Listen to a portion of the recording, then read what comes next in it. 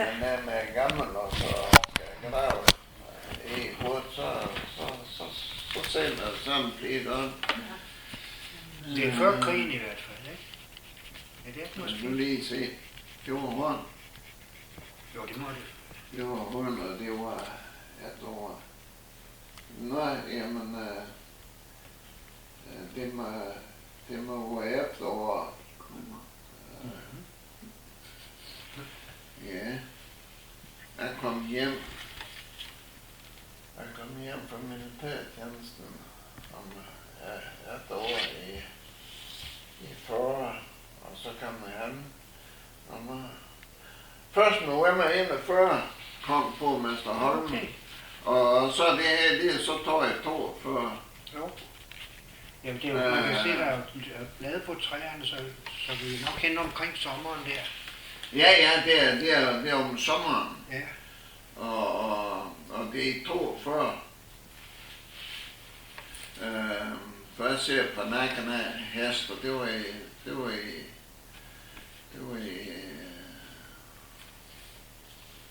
Ved du, hvorfor der ligger så mange ting hernede? Alle de der sådan... Hvorfor ser jeg nu? Er du oppe på hesten? Nå, jamen Gunnar har jeg da også. Der kom den i 41. Nej, i 42, så det er 41. Det er 41 Holmen har jeg kommet. Jo, der sagde du november 41, ikke? Det må være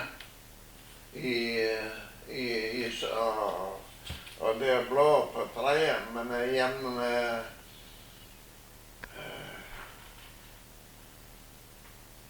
ja, det er 41, for i 42, der var Gunnar med, der var vi inde på øen. Mm-hmm. Der var vi på Sjælland. Og det var i november 41. Jeg skal sige, her er faktisk det rigtige aftryk med. Det er rigtigt. Det var først november 41. Jo. Du har ligesom den lidt anden hat på, kan jeg se, end de andre. De andre har kasket på, du har sådan, det kunne næsten... Nej, jamen det er... Kan det ikke passe til en soldaterhat? Nej, det er pullen af en filthat. Nå, okay. Skyggeren, det er jo hele vejen rundt i klipper af. Nå, ja. Okay. Ja, det er pullen af en filthat. Det kunne bruges det hele. Det var nok der, jeg tænkte, det var der, jeg fik den konfirmation her. Ja, det tænker jeg. Ja, jamen der er unge her, der ikke om man skulle konfirmeres, der fik man jakkesæt og hat. Damer, de har forklædt på. Ja. Jeg kan endnu bedre se det der rigtige fotografi, der kan man jo ligefrem se mønstret i tøjet og alt. Ja. Ja, Det er en lille dreng derude. Det er bedre dreng, det er... Det er også her. Kan det være ham, der hedder Tage? Ikke så vidt i Så er det hans dreng måske, siden han står. Det er, jo, det er bedre i, det er borgmester Tage. Nå, du lige Det er Tage. Jo, så er det rigtigt. Ja. Det er Tage. Og hvad så er der også Jan og... Skal du bruge den her? Nej, der er Forstørrelsesklassen? Nej, det her kan man jo bruge også. Ja, der kan bruger jeg også sådan den her skal bruge situation. Det var det pige der, det bitte pige der. Jo, det er også borgmester Holmens. Det ændrede nummer 1100 Valborg, har du sagt, ja. Fodermesterens datter, Valborg, ikke? Ja, det er Valborg, og så var noget der bedre.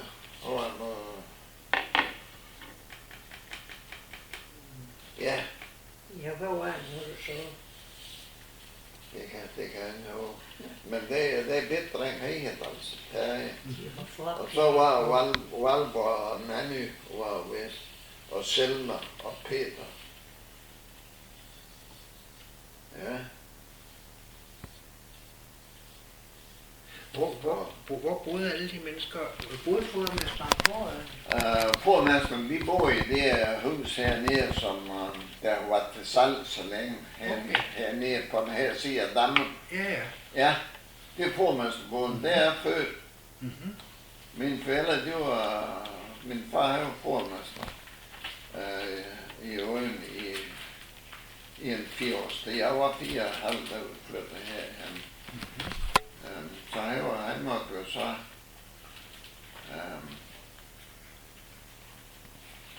jeg havde holdt op med at pormester 1. maj, og så flyttede vi herhen midt på sommeren. Vi sad på luftet derhen sidste stykke tid. Den nye pormester her var kommet i 24. Ja.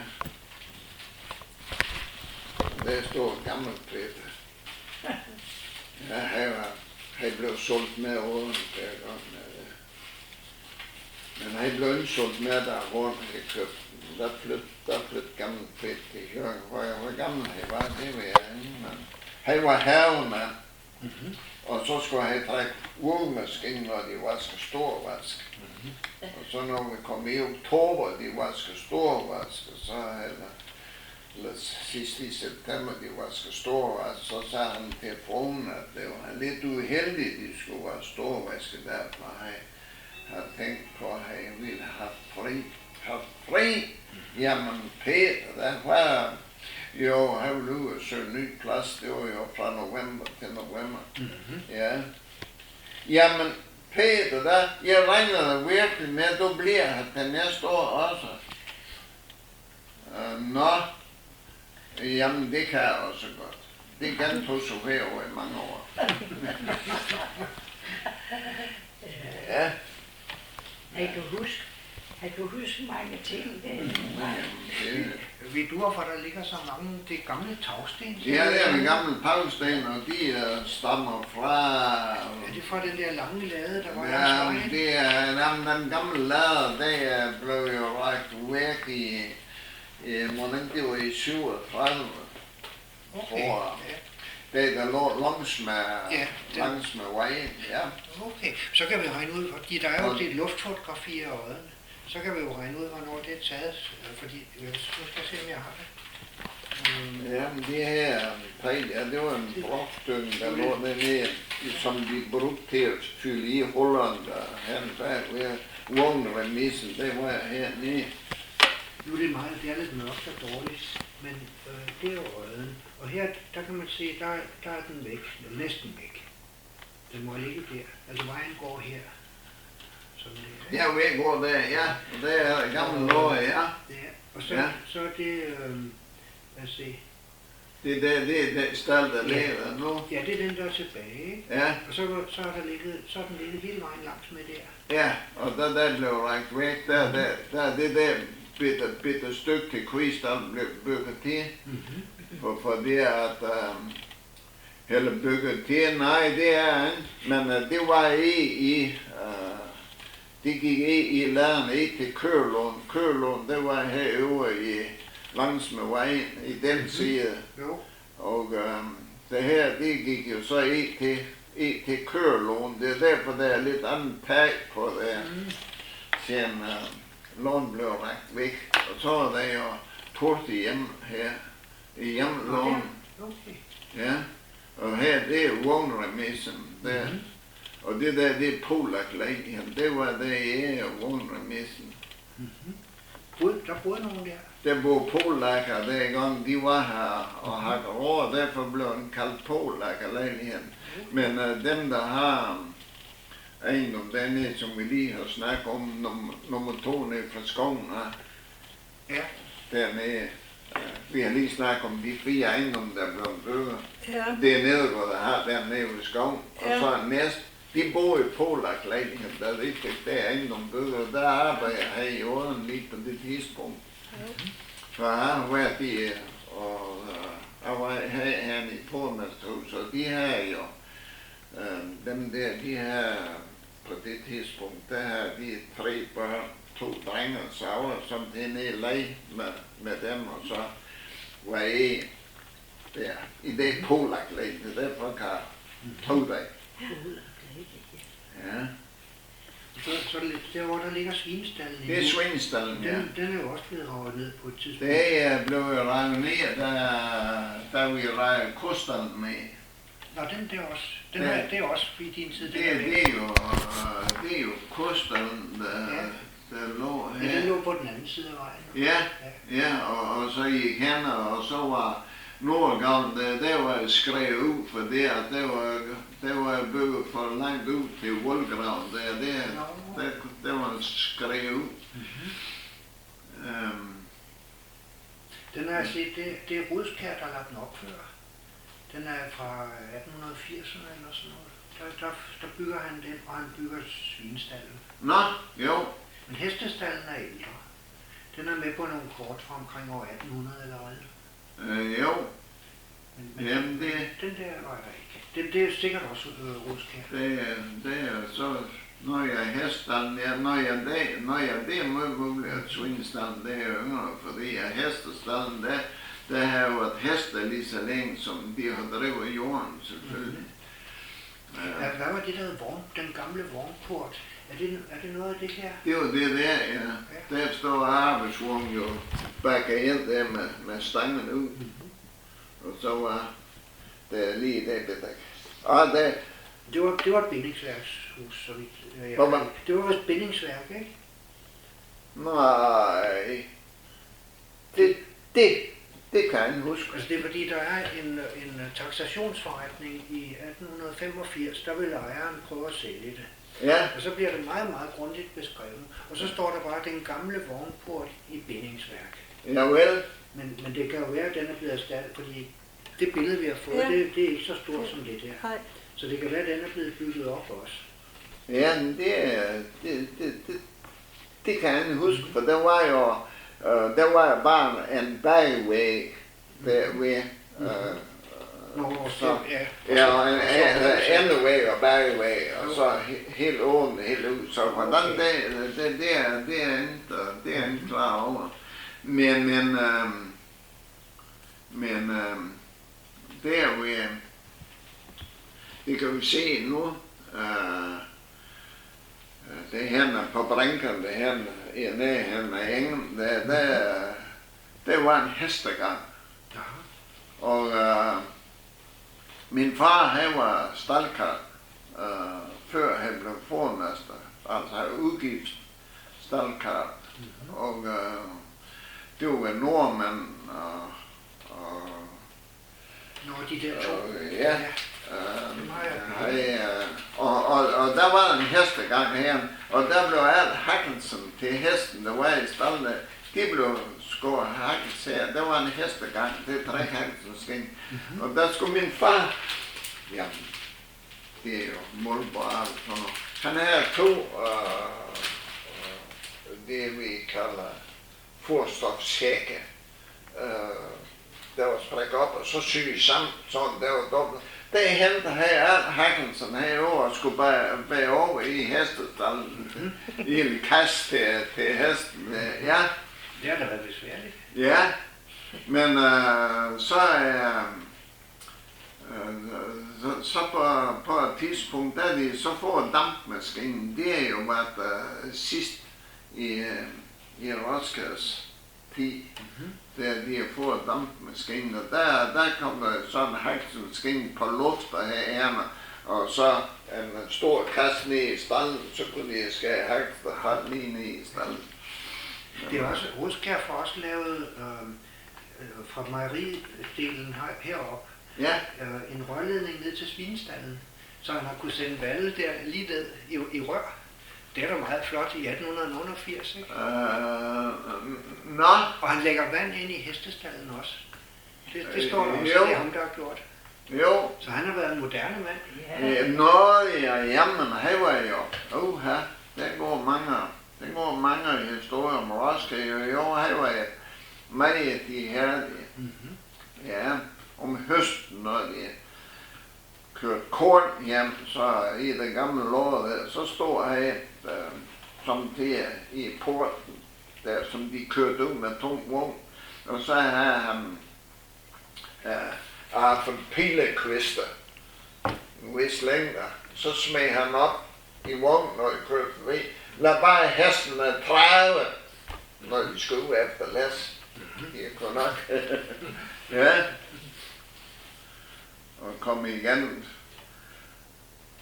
den gamle lov, der er nemlig bedstefra, og så Christian Gosk, de stod og tærsker med plæn. Det blev jo tærsker, avlen, det blev jo tærsker med plæn, ja. Hvor var det henne? Var det noget af det, der er væk her nu? Ja, det er i dag. Det gamle land, der foregik det hele jo. Det er stakhjelmen heroppe, det var ingen hvornår, det er bøger, men det er Niels Olsen, han kom jo det i 23, og i Niels Olsens tid, der var sådan noget, hvis der var sådan, at der var nogen, der skulle have en stor reparation, så kunne det bare fjernes. Ja, og derved så blev det rækket væk der i. Og det var for det A-gavlen, det var skrevet ud, og så hele Vestgavlen og Storkræen og hele, det var faldet ned. Der er jo Storkræet på maleriet. Ja. Så må det være noget af den, måske. Ja, det var jo stråtager på det gamle lov, og der var Storkræen, det var helt ude på Vestergavlen. Nå, det passer så, fordi det er sådan et lidt, meget, hvad skal man sige, lidt ubehjælpsomt maleri, men man kan se vejen, og så er der, jeg troede det var til pynt, da der var sat storker. Jo. Men det var rigtigt nok. Ja, jamen det var en storker, der var storkunger hjemme hver sommer, og så blev det jo lagt ned, og så blev der så lavet en storkræde hen på den vesterskosten, på den høje bygning der, på den høje fløj. Den blev et vognhjul sat op, og der var lavet storkræder, men storken havde, ja, de var der at kigge på, men det blev aldrig taget i brug. Men grunden til, det var nok enten storkræder, der var blevet lavet. For det er tømmeren, der lavede, han hed Christian Kok. Så det var en hønseredder. Og derfor har jeg måske... Christian Kok, han var alt muligt mand og tømmer, og han var uddeler, og han havde Klustrup Købmans forretning. Han byggede så det første enden her på Rømmervej, fik det bygget i 29 sammen med de to andre. Så det var ham, der hed Christian Kok. Det var ham, der lavede storkræder. Hey, Kok. Ja. Hun stadig Karen, hun blev så gift Sørensen, så hun hed Karen Kok Sørensen. Ja. Det har også nordmændene. Er det ikke rigtigt? Det må være to af nordmændene. Der fra 1923 eller hvor meget. Nej, 23 holder de op. Der var 3. Og så har der været besøg af en, som hed Anne-Marie Hagen, men hun var født i Vorslev. Og hendes far havde været med til at eje Odden som en af de 3 nordmænd. Men sammen med nordmænd? Ja, jeg tror det der skulle være 2. Enten den ene af nordmændene og en forvalter eller sådan. Ja, så skulle vi have haft mor, den tjeje. Og dem har vi også fået det her. Ja. Ja, det har vi også. Har vi det? Jo. Hvor er det henne? Det er formesterhuset. Det er mig, der står der. Nå. Det er min far og mor. Nej da. Det var en, der hed Karen Eilertsen, som har sendt det til os. For længe siden. En fra Nørre Sundby. Der står Karen Eilertsen. Hvad var Karen, ikke? Jeg ved ikke, hvem hun er, men det var hende, der har sendt det. Alle de der billeder. Nå, det er her, der Karen Eilertsen og Tornke. Nej, jamen, det er nok, det er også gæt Peter Andersens barnebarn, kan ske. For Peter Andersen, han var elev på Odden, og han kom ned, så tit ned til far og mor. Og historien, der når jeg med, og jeg er født i 19, så det har jeg været der i 2019. Så er du måske også med på det? Fordi det er fra samme... Det er hvor den samme. han endte hjemme. Sådan det. Fordi at Peter Andersen, han sagde så tit med, og historien der fortæller, at pisser på ham i ægeren. Ja.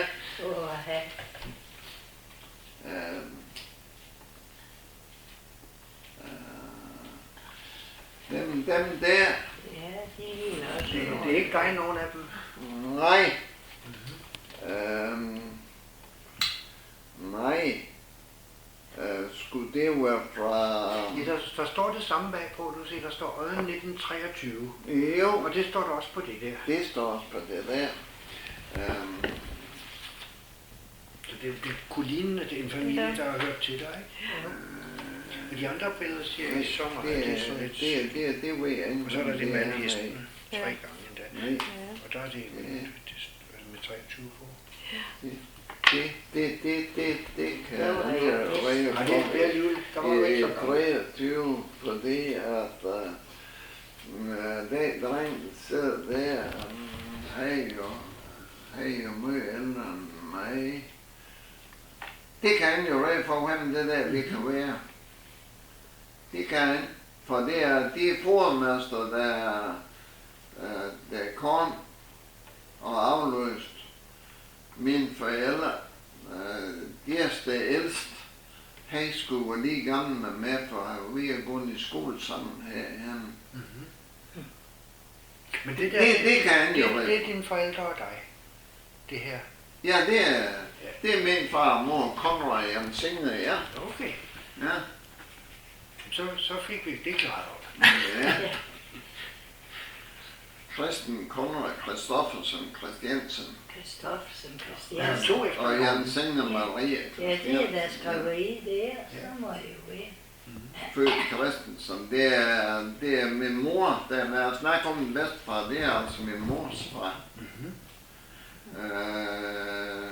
Min far, hvor han stammer fra, det er lidt vanskeligt at definere, men i hele det jeg har kendt hans forældre, der er de boet forskellige steder i Tors.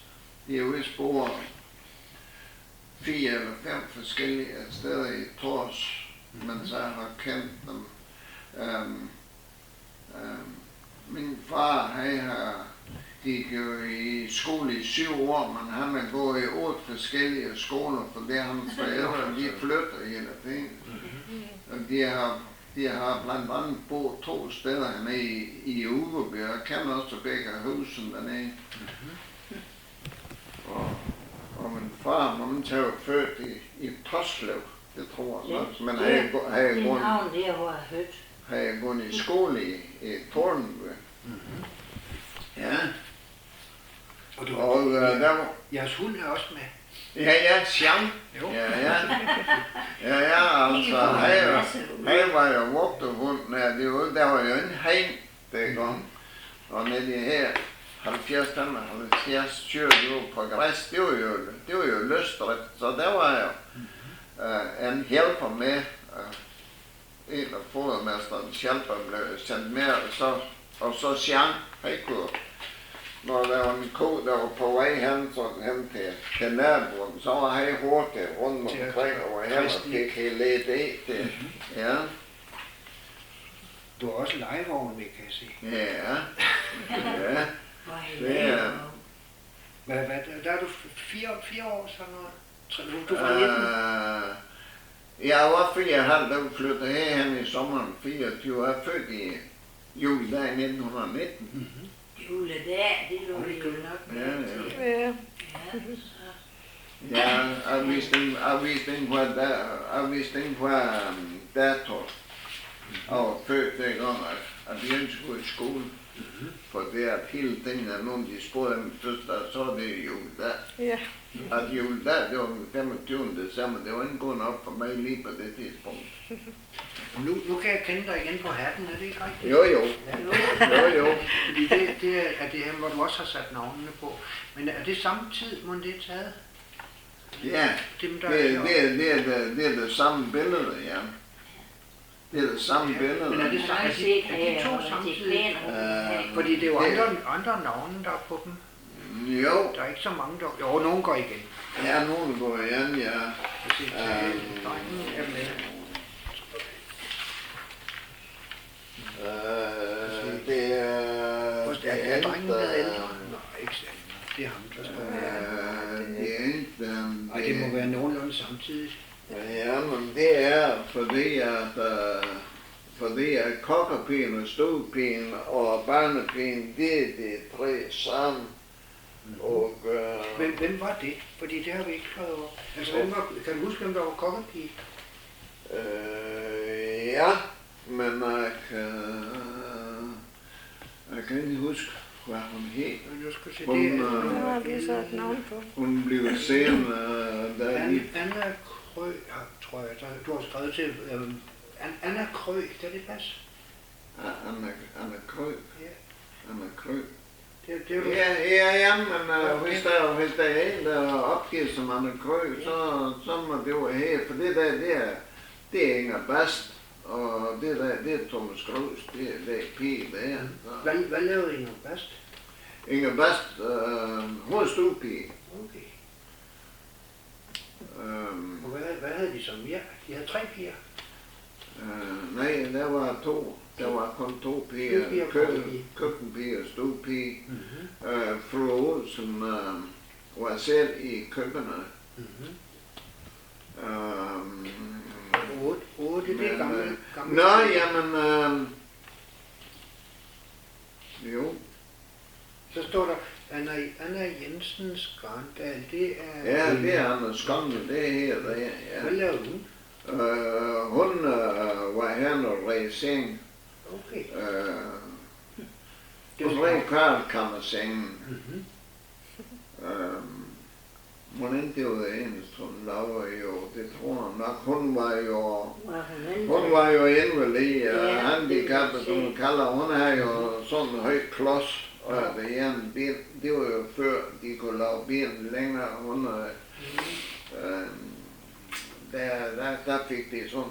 Det var sådan en stor, og hun kunne jo på sidstning, hun bor hen, der kunne hun ikke gå, der har hun jo sådan en cykel, som vi så i cykelmuseum for nogle aftener siden. Så er der 12, det er Gerda Gro, det er hende. Det er hende, ja. Hvad skulle hun lave? Jamen,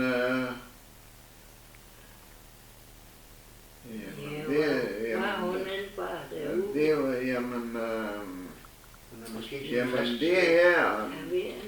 det her billede med Oscar. Ja, han står, det er nummer 1. Det er ham, der er deroppe, ikke? Ja. Det er den første, det er ham, der var nummer 1. Oscar. Og det er også... Nu lige se, det der, det er fra, det her billede, det er fra,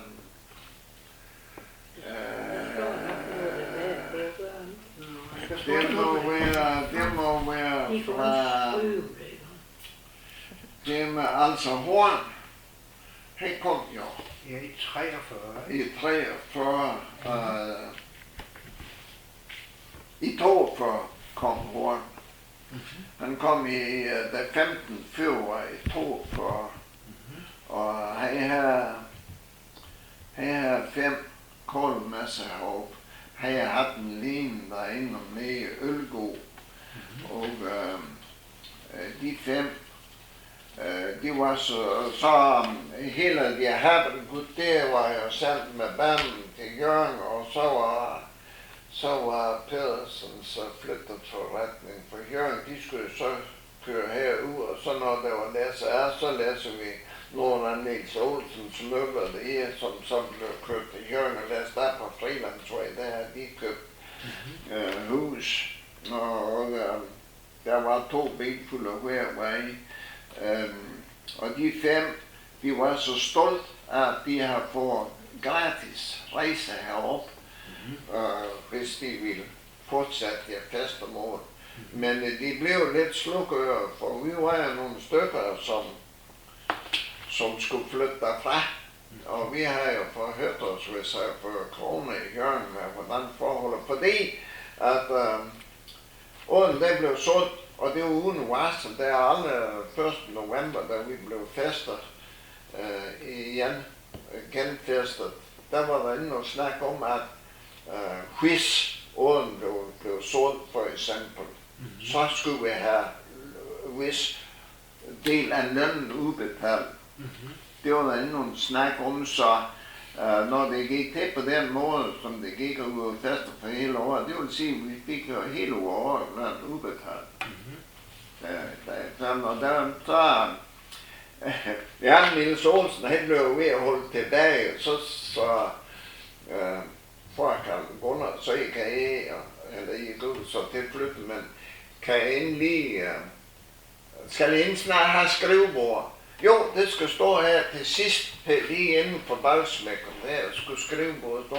Jamen, kan I endelig gå ind og sige, at I skal have skrivebord, for det at vi er 5 tjenestfolk, som Olsen helst har gjort op med, og det tager nogen tid, for det var jo penge, og det var jo en Det gik ikke så check, det var jo ingen, der havde, nej. Så så måtte han jo ud med bomanaterne, og jeg var jo fast for 1100 det år, og jeg kom ud med i 1090, han havde betalt 10 kroner i sygekasse, og så er bundet rationeringsmærker, og jeg kom ud, der stod de her der for et gratis rejse, og så skulle ja, så der vi når hen til 1. april, solen den skinner, der tog de billetten, og så var det hårdt, så var han jo uden folkehold, og så er det så det folkehold der. Så må det være 43, så ikke? Nej, for han kom i 42. Det skal så være sommeren 42, ja. Ja. Og De har forslag på det. ja. Det siger man til det. Ja, 42. Det er senere. Nå. Vi skal lidt senere, ja, det er 43, fordi at da hun havde kom i februar 42, der kom den kokkepige ned fra Midtjylland, som der var fest, og hun kom der midt i januar, og skulle så være der, og hjælpe til i køkkenet ikke til, hun havde kom i februar. Så hvad hun havde så kørt færdig med, nej, det her, det er år efter, for det her, det der er kokkepige. Og der er Maria, der var hun jo blevet gift med Kissegosk. Ja. Det er i hvert fald i 43, eller 44, 43, det er ikke 42. Der var jeg folk, dem det er senere. Og vi er der, så er ikke 42, så er jeg 43. I 42, der var vi på Sjælland. Okay. Så er vi frem ved 43. Er det der, du står her? Ja, det må det være med det her. Ja, det er de samme. Ja. Det er for det skyld. Nej.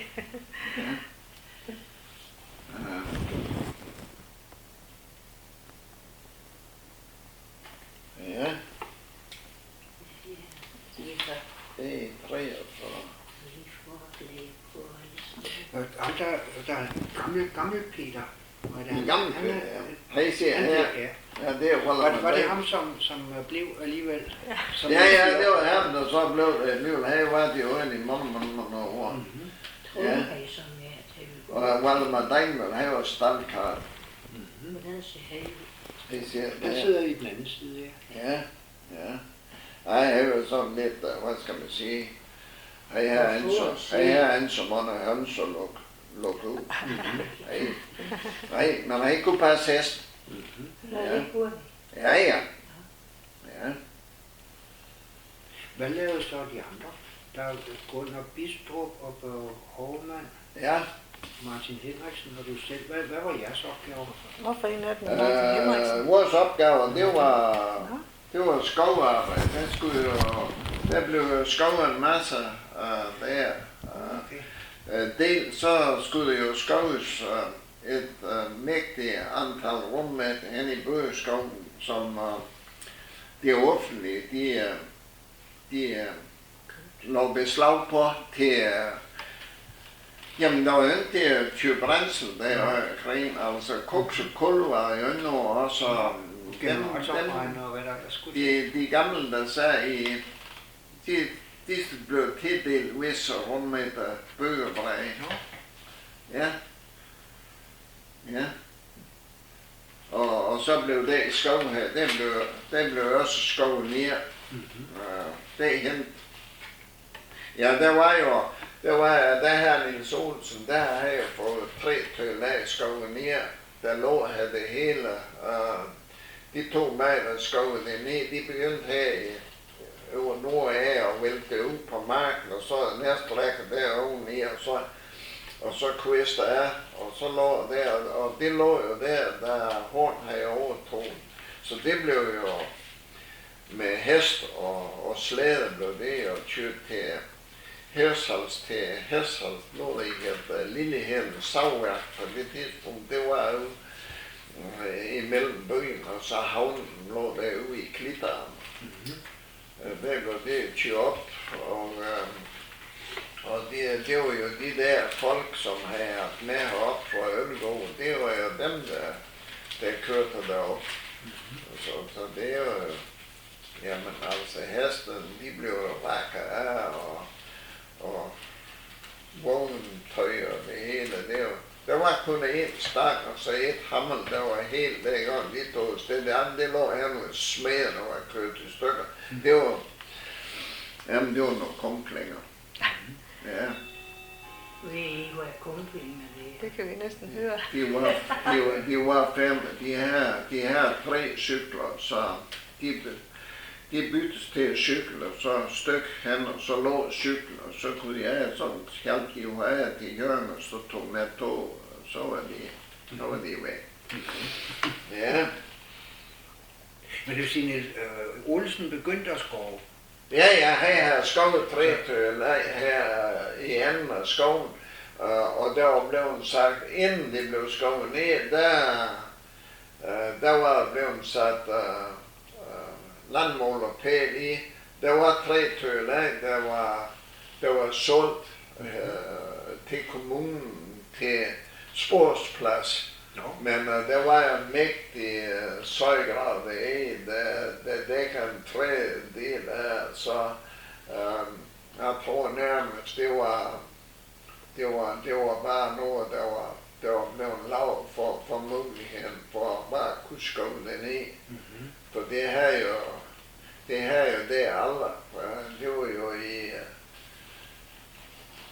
Olsen Hækskov, så det først ned der i 42, der var plantet i 1910.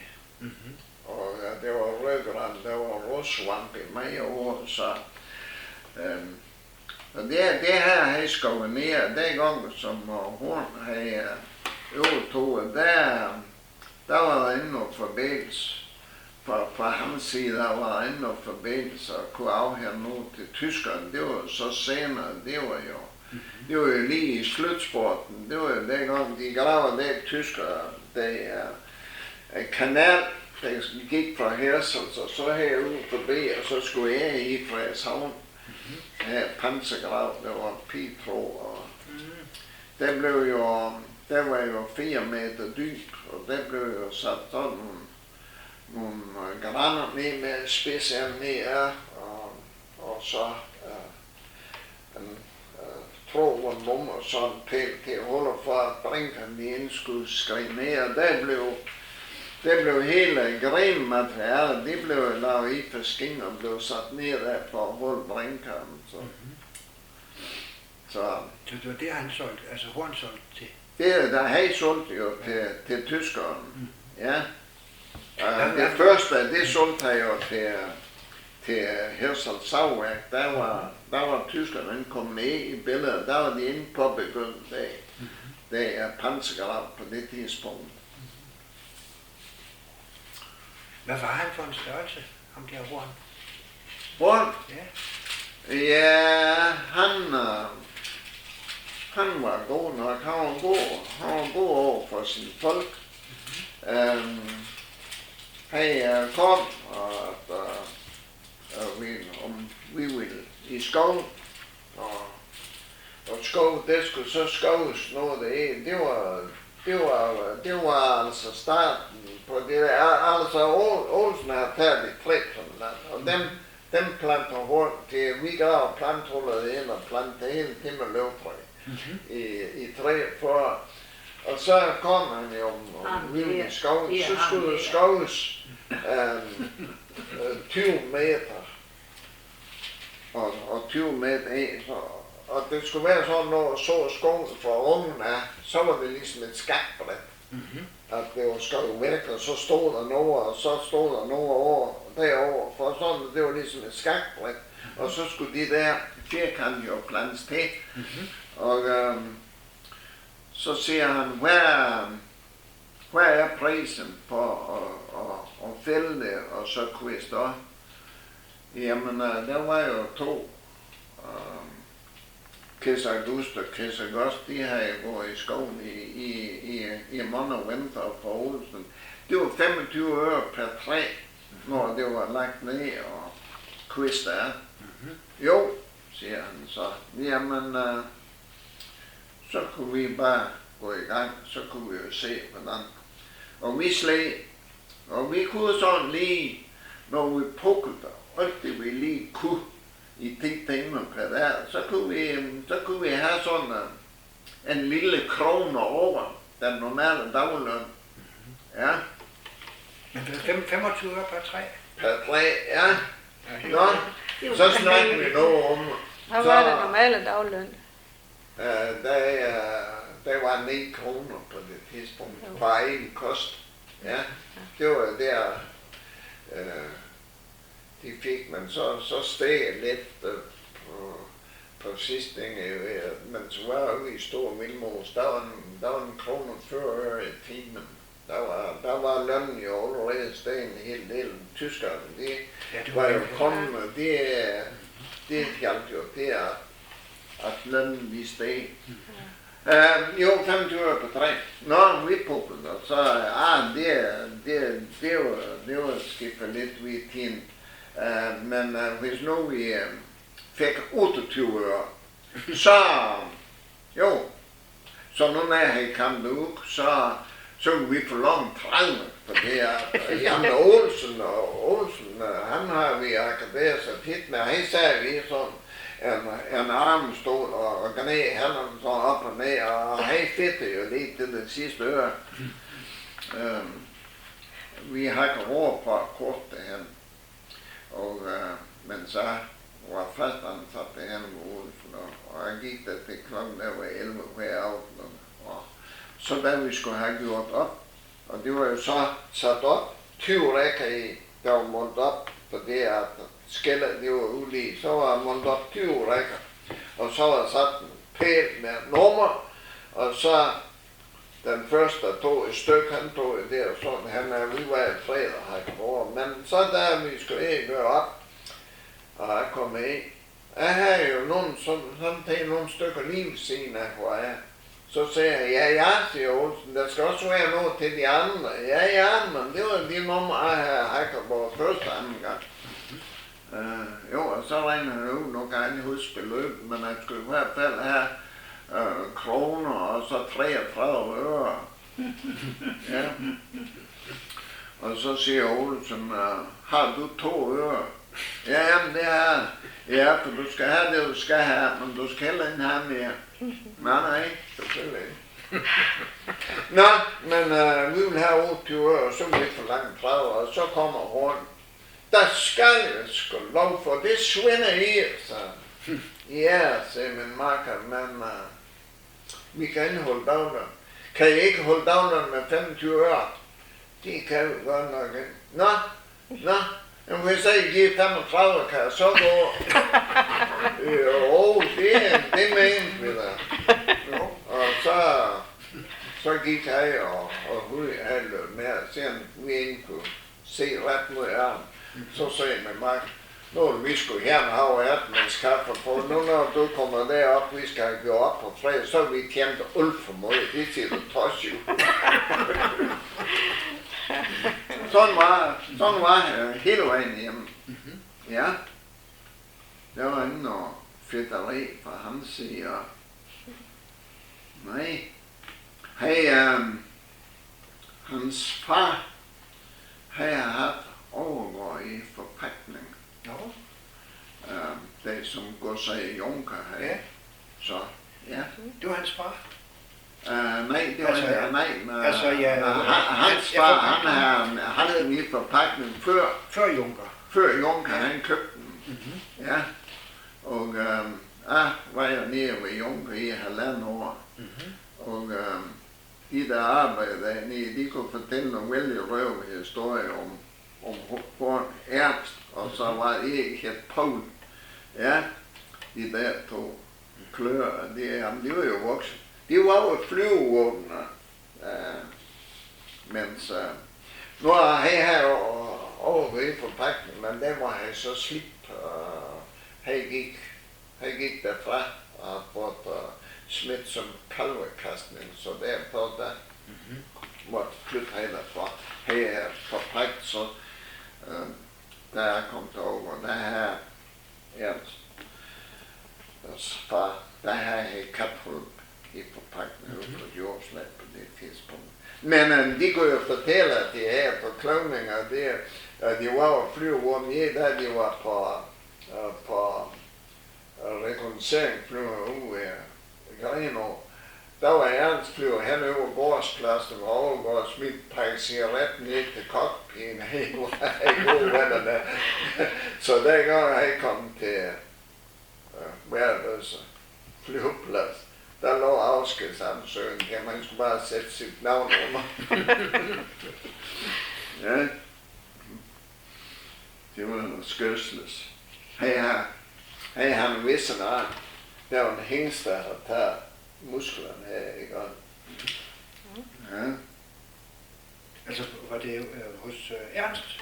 Det var Ernst, Der havde ja, der er øje med her. Og dengang der her hængst, der lå her på Rigshospitalet i meget lang tid, inden det blev hjælpet. Der har Paul, der skulle have så passe gården dernede i Midtjylland så længe. Ja, og så dengang så, jamen det fortalte jeg selv, så da han blev udskrevet og kom hjem, så der var Paul jo så pakket sammen og flyttet fra. Og så kunne han jo så høre på her og der, at Paul havde sådan forbedret gården. Det var jo noget, Paul havde fortalt her, sådan forbedret gården. Men han har haft et hønsehul, så det har han der taget med sig, men der var en høne tilbage, og så har han købt en ny transportspand, så det var helt det er en høne og så transportspand. Og så tog jeg sgu høne og stoppe i transportspanden og sendte den til ham, så Paul var han bror til Ernst? Ham der hed Paul, var det en bror? Det var hans bror, ja. Ja. Det var de to, de her rygter, de gik om den i Paul, om at de har været flyvevåben, så ja. I kan nok høre, at jeg oplever mød. Jeg sat hjemme ved hans mor hele tiden. Men mine papirer, de har været flyttet fra Bjergmølle Kommune, de her står hele tiden. Jeg har betalt skat til Jørgen Kommune, eller Bjergmølle Kommune hele tiden. Ja. Det er jo eneste gang, det var på Børnkløs, der kan der besked fra Løkken Kommune, at jeg skal have en papir flytte. De vil have skatten deroppe. Men der gik den mere en måned, så blev vi uenige om daglønnen, og så var vi nogen, der flyttede derfra, så ja. Vi blev enige om, at vi skulle strejke. Ja, den gamle Henning, som var bror til Michael, som blev ja. han kom hjem som forvalter fra 1. november. Ja. Og så var han ikke så længe, så skulle daglønnen jo sættes ned med en krone. Men vi blev enige om, at vi ville have den krone ikke, det var jo færdig med at samle kort over. Ja. Så skulle vi være enige. Ja. Og det var vi også. Og der var en, Asger, som har været der i flere år. Han skulle jo så gå til Henning, når han kom i stallen om morgenen. Ja. Og vi stod så var modtroet, da han kom. Så går Asger så ham i møde, og så siger vi, jamen vi vil have den krone mere æg til at få 5 samle kålår. Nå, så han. Og så gik han i stallen, og så sagde han, så dem der vil arbejde, de går hen til hesten, og dem der ikke vil arbejde for det, som her, så de kunne gå hen til vandtroet. Jamen, vi var jo blevet enige, så vi måtte jo hen til vandtroet alle sammen. Og der var jo nogle faste husmænd, de gik jo hen til hesten, det var så lidt det, for de boede i gårdens hus og alt sådan noget, så de var jo bundet til det, de blev budt. Og så, der havde jeg så dem i armen, så svingede jeg lige rundt om kæppen, sådan, og så gik forbi os, så sagde jeg, der er afregnet restaureringsmærke på mit kontor kl. 10. Hallo? Jo. Nå, men der var 2 fra Jørgen og sådan noget, vi skulle følge sig. Så vi pakkede over hatten gut, og så gik vi der bare lusker, for klokken skulle blive 10. Men de lå oven på dyngen og bare og hvilt ud, så var vi af med dem. Jo, men de har ringet til Vrå efter en taxa, og de ville jo så af på anvisningskontoret og høre, om der var noget arbejde. Nå, jo. Men, det tror jeg i hvert fald ikke på.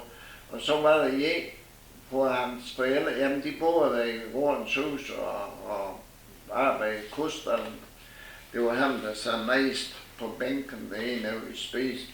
Han er sundt hjemme og tobak til for 60 kroner. Og det var det, der kunne være i sådan en Peter firkantet æsk. Der var en højere som en cigaret, der kunne lide der, og Nordstadt cigaretter var det i. Der er sådan her hjemme og tobak, og det skulle jeg så have med om weekenden, når jeg var hjemme. Det var altså det halv dag. Det var da jeg i dag gik jo i vasken, så. Men siden så det blev mandag, så cyklede der op og kløster med her tobak. For jeg var klar over, at dem der var ville have taxa, de var kommet tilbage. Og det gør jeg så at cyklen ud i går, i 1 og 3, og jeg kunne høre stemmerne det. Jeg var der jo der 11:15, de spiste jo fra 11:30 til 12. Og jeg kunne høre alle stemmerne, og det var jo godt humør alle sammen, det jeg holdt med at snakke. Så når jeg kom i døren, så sagde jeg, nå, I er vendt tilbage til Kløsters køkkenrøret. Det blev noget stille. Det var bare vi 3, der var dem på ja, de sagde der jo. Ja. Og så gik jeg hen til ham og sagde, nej, så sagde jeg kom med det tobak, som det var godt, så jeg var godt nok bange for, nu fik han det tobak. Du skal lige vente til at få spist lidt penge, de levede på kammer. Ja. Og de blev spist. De spiste færdig en efter en, og så læste jeg af. Det blev noget slukker. Ja. Så der var lige på OK her, der skulle laves det samme nummer. Så sagde jeg, jamen det er I velkommen, det er bare en med på dag, for det Du har prøvet det. Jeg vil nok være her noget længere, så ind. Så, men I er velkommen der, men I har ikke bare en med. Så det blev en noget ud af. Nå, Nu laver jeg noget kaffe. Vil du dele op kaffe? Ja, Jamen, du kan ikke komme ud. Ja, men altså, vi behøver heller ikke noget kaffe. Jeg vil Ved du hvad, der undrer mig lidt, det er, at hans børn, ham der Valdemar Holmen, altså fodermester. Holmen, det er Holmens børn, det er du men der. hvor er han selv? Han er der ikke. Det er. Altså, Valdemar selv er der ikke. Altså, deres far er der ikke, vel? Kan det være? Nej, det er fodermesterens børn. De er hernede. Fodermester og hans kone, de står jo der. Jo. Det er Johanna og Valdemar. Valdemar Holmen. Ja. Og Men det er sjovt, det er sjovt, de ikke er kommet med på det billede. Det er jo et par år, års tid efter. Ja, netop. Og det er jo dem der har blevet enige om at få det billede lavet. Der er fotografen jo været op og tager det billede op foran Pobømmen. Og så er børnene bare kommet med. Ja, det er så de samme børn. Formestens børn, de løb jo tit op i gården. Og det der, det er jo som en tårn er der. Og der er det Gru der, hun er jo barnepige. De har jo en bitte dreng, der hedder Peter.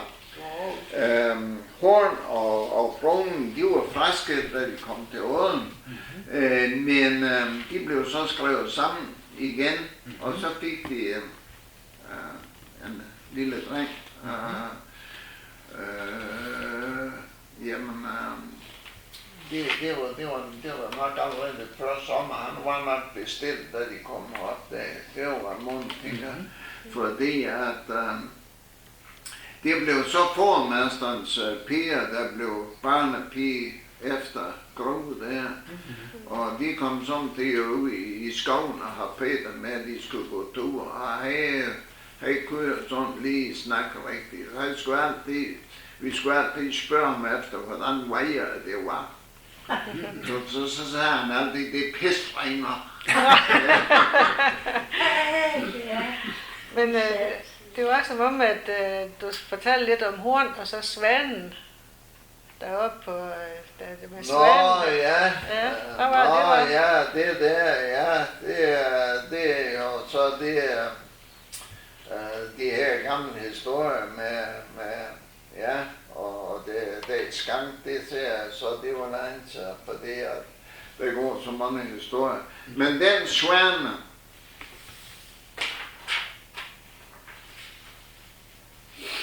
ja, nu lige se, Svend. Martens bror Svend, det er bag Rabeks bror, ham der, Svend. Men ham der, Martin Henriksen, ham og så hans bror, de var op i der rejsen af, som vi sagde. Ellers var de jo folkestående, men de var deroppe i aften med han og Horn og fruen, de var væk. Og der er de oppe på det øverste luft, og der er den Svane, det sparker de fodbold med. Og det er jo så der historie Hansen har lavet med, at den Svane, den har mistet hovedet. Det gjorde den der aften, de sparker fodbold med. Men Christian Hansen har lavet jo der i historie, at den Svane, den ryster med hovedet hver gang. Der var en ægte mand, der gik op ad trappen, som var utro over for sin kone. Og der var så en, der gik op ad trappen, og han var så meget utro af hovedet, det var jo og det var jo altså Horn. Der var så utro. Han havde jo Dyle Kellerups datter fra Hersals. Han overnatte jo sammen med hernede på Tvester Kro, som det er. Ja, hun kom cyklen, og han var så ren dernede, og så om morgenen, når de forlærte krogen, så lå han op på hesten, og havde halsen af hesten, og så havde han i hånden på cyklen, og så kørte han ved her til Hersals, inden han så kom hjem til Åden. Men fru Horn, hun så jo ikke alene, for det at herinde var igen. Der var jo en tysker med en meget flot kasket, der kom i køkkenet om morgenen. Der var ingen badeværelse deroppe. Han kom i køkkenet om morgenen og skulle have vasket hænder. Og det gik ingen af pigerne over. Så der var jo hovedet af. Ja. Ja, Og det er Martin Henriksen. det var Martin Henriksen og så hans bror. Jo. Ja. Og ham der... Det vender den. Hans bror. Var det... Nej, han er inde her Han er inde her på. Nej, det var så senere. Han var på øen. Ja. Og... Så vil jeg sige, det er et billede, de selv har bestilt. Ja. Hvad er det, der står der, den store mast? Det er en telefonmast. Aha. Det er ingen lysmast, det er en Ja, telefonmast, okay. kan jeg sige. Ja, der var et telefontråd langs vejen. Det er godt flere, end de har forslag på. Ja. Men hvordan var det så, Horn kom herfra? Jamen, han kom jo den 5. maj, der blev han jo hentet og sat i Hjørn og skulle se 3 uger, og da de 3 uger, så skulle jeg se 3 til, og da de var gået, skulle jeg se 3 til, og det fortsatte jo. Så var det jo, jeg husker ikke fornavn, men han hed Whitman, han havde Fulbjerg går på det tidspunkt. Han skulle holde noget opsynge med hernede, og så var der en forvalter hernede, forvalter Møller. Og så sent det så, når i dag henne på herinde blev løsladt, kom henne i september, der var så konsortiumet, de købte året. Ja, der var 3. Det har jeg et udklip om. Ja, det var... Jens Larsen, Niels Rødhus og A.G. Tisselbak. Ja. Og det er fordi Horn fører sag, fordi der er nogle penge, han ikke får. Fordi der skulle plantes skov igen. Ja, det var det. Ja, så står der, han fører sag om det, men så står der, at nu bor han i Sydafrika. Ja. Og det er i 1957, så sent er det. Så det er længe, han har prøvet. Det er først i 57, at den kommer for retten igen. Ja, det blev plantet i 55. Genplantet i 55. Der stod beløbet blev tilbageholdt, da han i sin tid solgte Odden og fredskovsarealerne, der hørte til.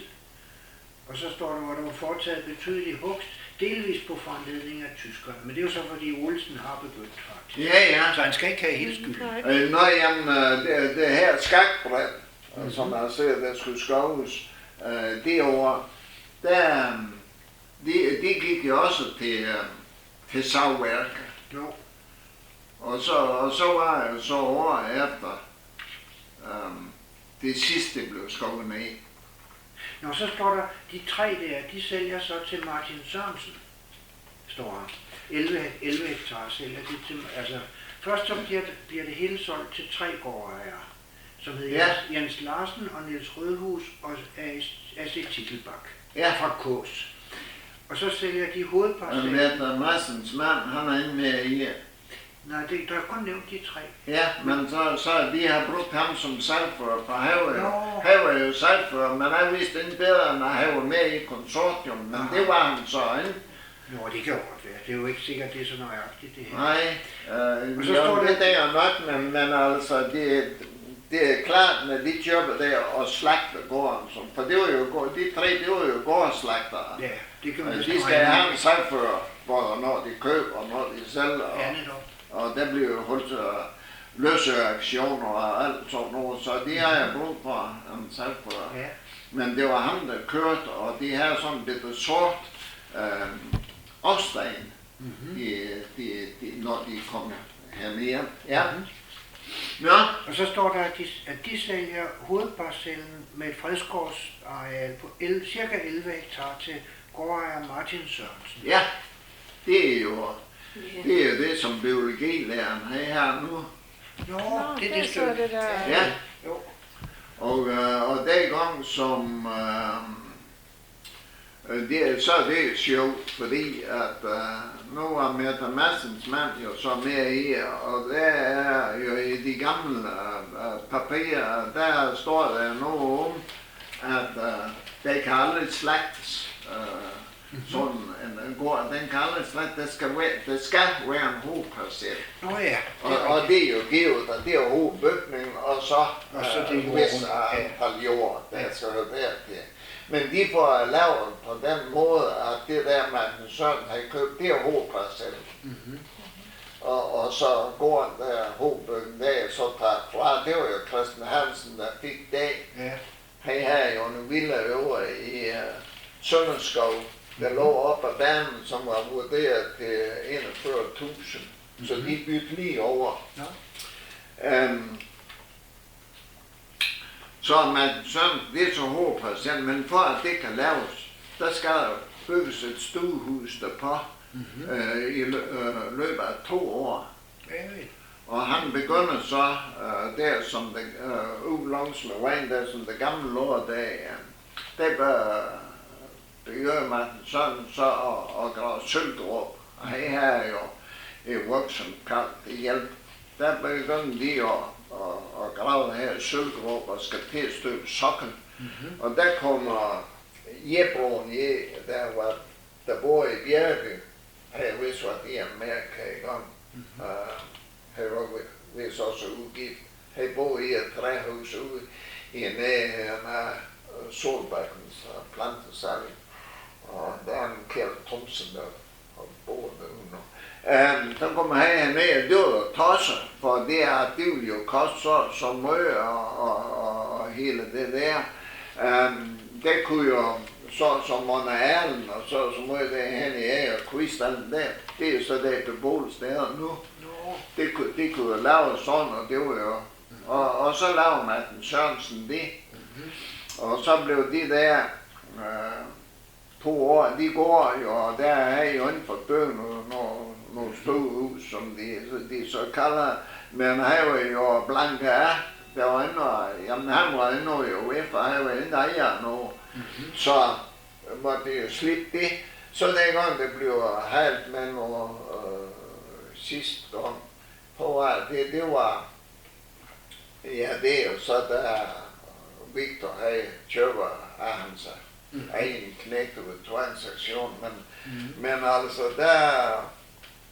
der de køber øjen Jeppe Pedersen, der blev skrevet i papirerne, at der var indbygges, så de tager udsynger fra gården.